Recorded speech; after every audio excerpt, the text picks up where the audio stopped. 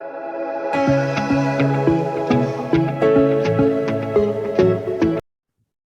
वालेकुम students, of you are doing well. Accounting circle के channel के ऊपर खुश आमदीद। स्टूडेंट, जैसा कि आपको मालूम है कि हमारा अकाउंटिंग फॉर इंस्टॉलमेंट सेल्स का चैप्टर चल रहा था, जो कि बीकॉम पार्ट 2 एडवांस अकाउंटिंग के अंदर पढ़ाया जाता है, और उसके अलावा बाकी बीएससी, एमकॉम, बीबीए वगैरह के कोर्सेज में भी पढ़ाया जाता है।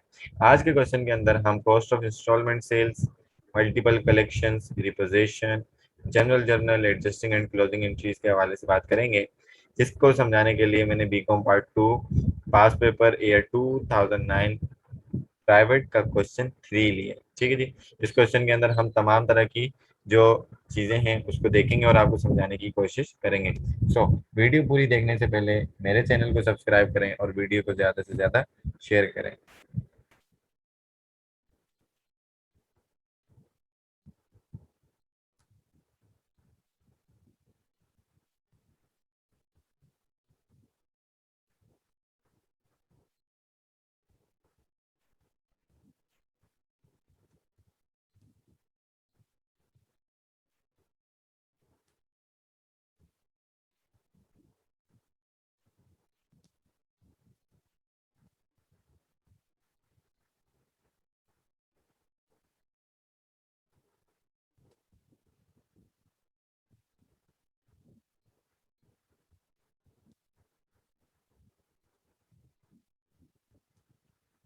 तो क्वेश्चन में आपको कह रहा है कि server associate sell merchandise on instalment basis.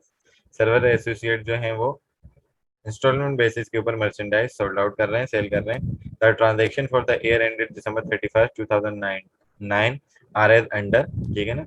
ये जो ट्रांजैक्शन है ये आपको बता रहे हैं 2009 की, with merchandise inventory on January 1st 2009 ₹1,10,000, और उसके अलावा जो आपकी इन्वेंट्री है उसका बिगिनिंग बैलेंस भी आपको दिया जा रहा है ₹1,10,000 का, यानी कि इतना माल पहले से आपके पास मौजूद है।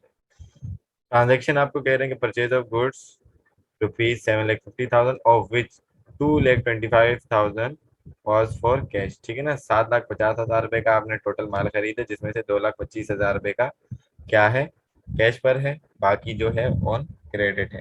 ठीक है ना।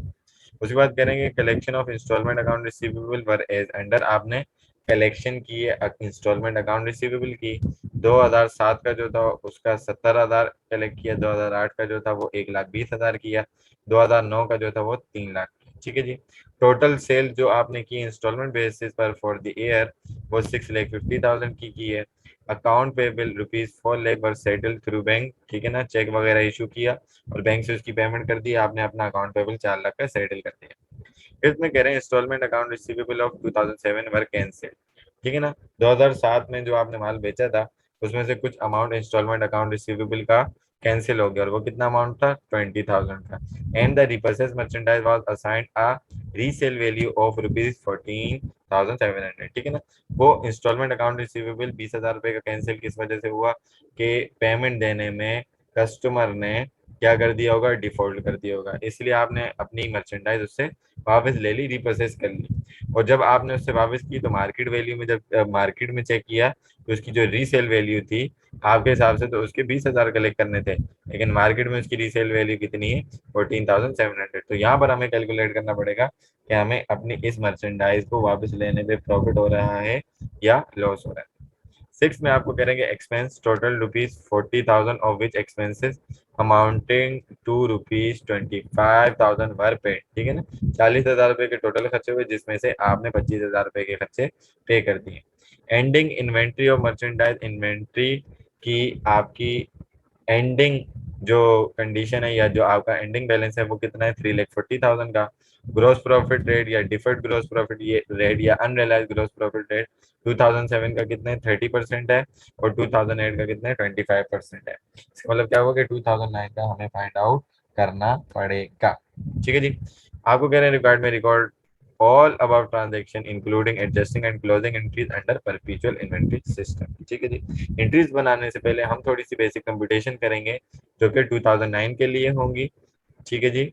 उसकी कॉस्ट निकालनी पड़ेगी, कॉस्ट ऑफ इंस्टॉलमेंट सेल्स। उसके अलावा हमें उसका रेट निकालना पड़ेगा अनरियलाइज ग्रोस प्रॉफिट का। फिर जो कलेक्शन हुई है उसके ऊपर रियलाइज ग्रोस प्रॉफिट कितना हुआ, ये 3-4 कंप्यूटेशन हमें करनी पड़ेंगी। हम चलते हैं अपने सॉल्यूशन की तरफ।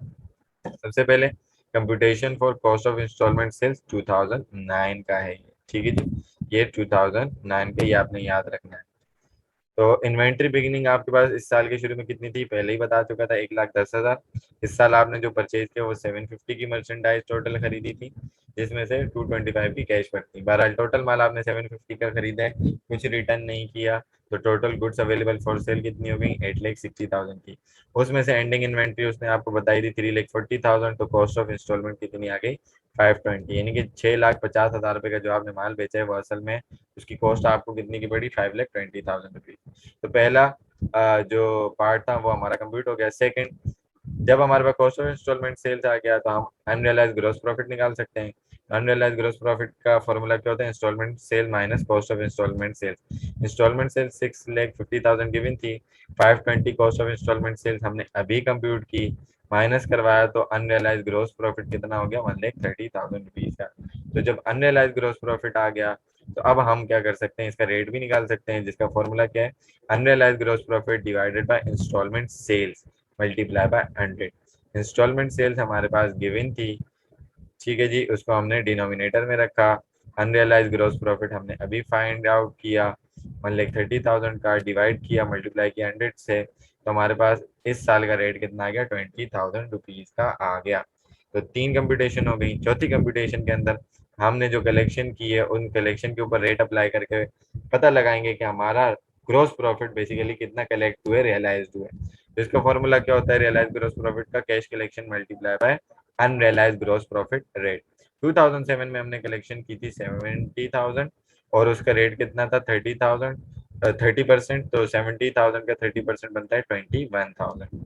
रियलाइज ग्रॉस प्रॉफिट 2008 का हम निकालेंगे तो कलेक्शन उसकी थी 1,20,000 और रेट था 25%, तो 1,20,000 रुपए का 25% कितना बनता है, 30,000। और 2009 में आपने कलेक्शन की थी 3 लाख की, रेट आपने निकाला अभी ऊपर 20%, 3 लाख का 20% कितना बनता है, 60,000। तो हमने तीनों को टोटल किया तो हमारे पास टोटल रियलाइज ग्रॉस प्रॉफिट कितना आ गया, 1,10,000 रुपीज, सॉरी 1,11,000 रुपीज आपके पास टोटल रियलाइज ग्रॉस प्रॉफिट आ गया। ये हमारे पास 4 कंप्यूटेशन होगी। एक लास्ट कंप्यूटेशन मजीद है आपके पास, जो कि किसकी है, गेन और लॉस ऑन रिपोजिशन। अब आप देखें 2007 का इंस्टॉलमेंट अकाउंट रिसीवेबल 20,000 ये आपका कैंसिल हुआ, यानी कि आपको आपके कस्टमर की तरफ से रिसीव नहीं हो पाया, तो इसमें से हम अनरियलाइज ग्रॉस प्रॉफिट जो जाएगा, क्योंकि कलेक्शन नहीं हो पाई तो उसमें से प्रॉफिट भी हमारा जाएगा, वो भी कलेक्ट नहीं हो पाएगा।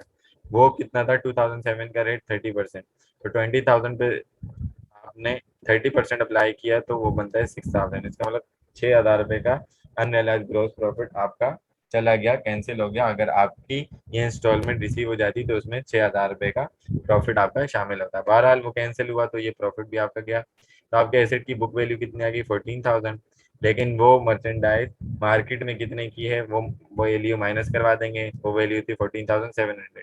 इसका मतलब क्या हुआ कि आपकी बुक वैल्यू कम है और मार्केट वैल्यू ज्यादा है, तो आपको 700 रुपए का क्या हो गया, रिपोजिशन पे यानी कि वापस लेने पे प्रॉफिट हो गया, ठीक है जी। उसके बाद आपने जनरल एंट्रीज बनानी है, वेरी सिंपल। जनरल एंट्रीज में सबसे पहले आपने मर्चेंडाइज खरीदी थी और मर्चेंडाइज डेबिट हो गई। 7,50,000 में से आपने कैश पर खरीदी थी 225 की, 750 में से 225 माइनस किया तो बाकी आ गई क्रेडिट पर account payable 5,25,000 rupees to record purchase goods on cash and on account. उसके बाद आपने कैश कलेक्शन की थी तो कैश आपका डेबिट हो जाएगा और तीनों सालों का यानी कि 2007, 2008, 2009 तीनों सालों का इंस्टॉलमेंट अकाउंट रिसीवेबल कैंसिल हो जाएगा। 2007 का आपने 70,000 रिसीव किया, 2008 का 1,20,000 रिसीव किया, 2009 का 3 लाख रिसीव किया, टोटल मिलाकर जो आपकी कलेक्शन हुई है वो 4,90,000 रुपए की हुई है to record the cash collection from customer, ठीक है जी। उसके बाद आपने इस साल यानी कि 2009 में इंस्टॉलमेंट पे जो सेल्स की है वो 6,50,000 की थी, तो इंस्टॉलमेंट अकाउंट रिसीवेबल डेबिट और इंस्टॉलमेंट सेल्स इनकम है चूंकि वो क्रेडिट हो जाएगी 6,50,000 से to record the goods sold on instalment basis, ये आपने नरेशन बना देनी है। उसके बाद चौथी एंट्री आपने बैंक के थ्रू अपनी लाइबिलिटी सेटल की थी, तो अकाउंट पेबल आपका कम हो जाएगा, डेबिट हो जाएगा, बैंक एसेट कम होगा, क्रेडिट हो जाएगा बाय ₹4 लाख, और आप नरेशन लिख देंगे to record the liability paid through bank. उसके बाद पांचवा जो आपके पास अकाउंट आ रहा है वो एक्सपेंसेस के जो आपने पे किया था, तो उसमें एक्सपेंसेस बढ़ गए, डेबिट होते हैं 40,000 के एक्सपेंसेस थे, लेकिन उसमें से वो कह रहे हैं कि 25,000 रुपये के आपने पे कर दिए थे, तो बाकी रह गए 15, 40 माइनस 25, आप बाकी रह गए 15, तो 15,000 रुपये के एक्सपेंसेस अभी भी पेबल हैं, नॉट येट पेड नहीं, यानी कि अभी तक आपने पे नहीं किए। तो यहाँ इसकी नरेशन बनाएंगे, to record the accrued expenses and payment of expenses, के अक्रूड हैं जो रहते हैं, और एक्सपेंसेस की पेमेंट भी आपने रिकॉर्ड कर दी है। ये 5 आपके पास यहाँ पर जनरल एंट्रीज थी जो कि बहुत ही आसान थी, ये आपने बना ली। अब चलते हैं आपके आपकी एडजस्टिंग एंट्रीज के पास, चीज़ों को हम एडजस्ट करेंगे। कॉस्ट ऑफ इंस्टॉलमेंट सेल जो आपने 5,20,000 की बनाई थी उसको आपने रिकॉर्ड करना है, कॉस्ट है, एक्सपेंस है, डेबिट होता है, बढ़ता है तो डेबिट होता है, तो cost of installment sale debit, merchandise आपकी जाएंगी क्रेडिट 5,20,000 से to adjust the cost of installment sale. अब unrealised gross profit by entry निकालने के लिए आपको इंस्टॉलमेंट सेल्स क्रेडिट था 6,50,000 का, उसको क्या करना पड़ेगा, डेबिट, और cost of instalment sales debit था, उसको क्लोज करना पड़ेगा क्रेडिट साइड में। तो डेबिट में से क्रेडिट माइनस हुआ, तो आपका अनरियलाइज ग्रॉस प्रॉफिट कितना आ गया, 1,30,000 रुपीज का, जो कि आपने कलेक्ट करना है। ये है 2009 के ईयर का। ओके जी, उसके बाद जो आपने कंप्यूटेशन भी की पीछे रियलाइज ग्रॉस प्रॉफिट की, 21,000 आपका कलेक्ट हुआ 2007 का, 30,000 आपका कलेक्ट हुआ 2008 का, और 60,000 कलेक्ट हुआ आपका 2009 का। टोटल मिलाकर रियलाइज ग्रॉस प्रॉफिट 1,11,000 आपने कंप्यूट किया था। उसकी एंट्री ये बनेगी कि अनरियलाइज ग्रॉस प्रॉफिट कलेक्ट हो चुका है तो वो डेबिट हो जाएगा, और रियलाइज ग्रॉस प्रॉफिट यानी कि आपकी इनकम एक्चुअल वो क्रेडिट हो जाएगी। To adjust the realised gross profit आपने नरेशन लिख देनी है। उसके बाद चौथी एंट्री जो बनेगी वो मर्चेंडाइज रिपर्चेज की बनेगी, तो मर्चेंडाइज आपके पास वापस आ गई, डेबिट हो गई। अनरियलाइज ग्रॉस प्रॉफिट बढ़ता है, अनरियलाइज ग्रॉस प्रॉफिट अगर इंक्रीज होता तो क्रेडिट होता, लेकिन वो कम हो गया क्योंकि कैंसिल हो गया, तो वो डेबिट हो जाएगा 6,000 से।